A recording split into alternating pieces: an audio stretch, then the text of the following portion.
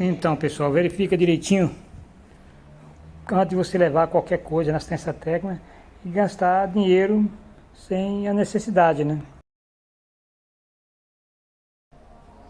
Então, para quem não conhece, é um secador staff que eu levei na assistência técnica, né? Os caras me cobraram R$ 180. Então eu vi no Mercado Livre, vi que era só o motor, paguei R$ 45. No mesmo dia entregaram esse motor. E pra mim, sabe, eu acho que é algo que vale muito a pena antes de você mandar arrumar, você verificar preço, o que está faltando e a facilidade de troca, né?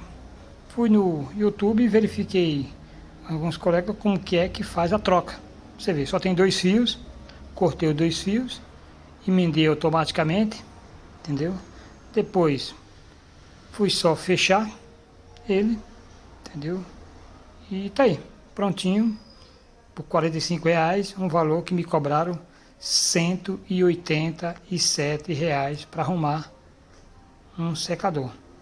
Então eu recomendo que antes que você leve na assistência técnica, verifique as possibilidades de você consertar em casa.